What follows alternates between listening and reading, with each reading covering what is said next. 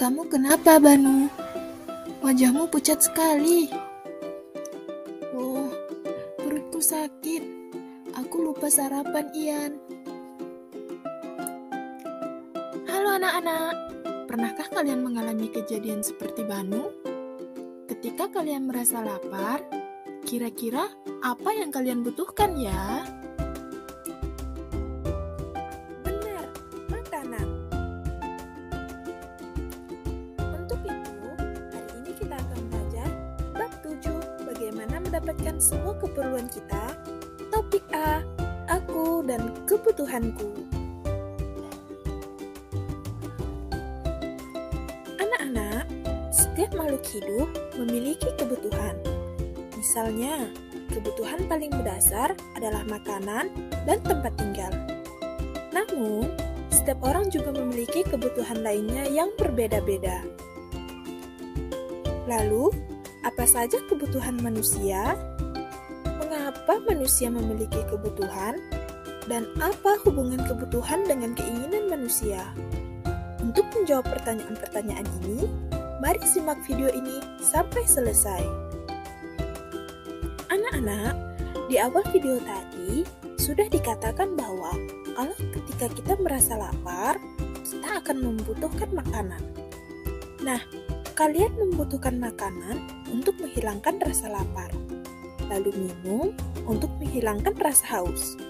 Ini dinamakan dengan kebutuhan.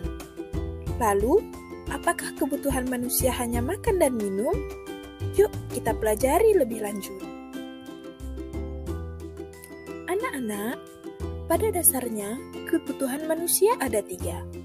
Kebutuhan manusia menurut kepentingan atau intensitas kegunaannya adalah yang pertama, kebutuhan primer. Lalu yang kedua, kebutuhan sekunder. Dan yang ketiga, kebutuhan tersier. Kebutuhan primer merupakan kebutuhan paling mendasar dan harus dipenuhi oleh manusia. Contohnya, rumah, makanan, dan pakaian. Yang kedua adalah kebutuhan sekunder. Kebutuhan sekunder merupakan kebutuhan berupa penunjang hidup. Kebutuhan ini bisa ditunda pemenuhannya setelah kebutuhan primer dipenuhi. Contohnya, seperti handphone, komputer, televisi, dan lain-lain. Yang terakhir adalah kebutuhan tersier.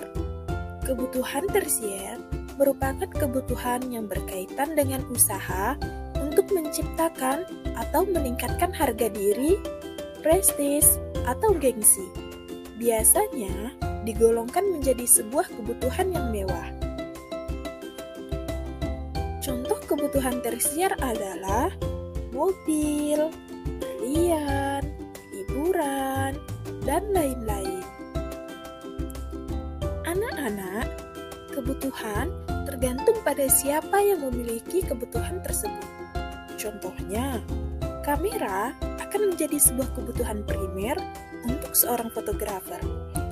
Namun, bagi orang lain, bisa jadi kamera menjadi kebutuhan sekunder atau bahkan tersier. Maka dari itu, tahukah kalian mengetahui kebutuhan pribadi dan menggolongkannya ke dalam 3 kelompok kebutuhan itu cukup penting loh untuk dilakukan. Tujuannya agar kita mengetahui mana kebutuhan yang harus didahulukan, kemudian memisahkan antara kebutuhan utama, sampingan, atau hanya sekedar keinginan.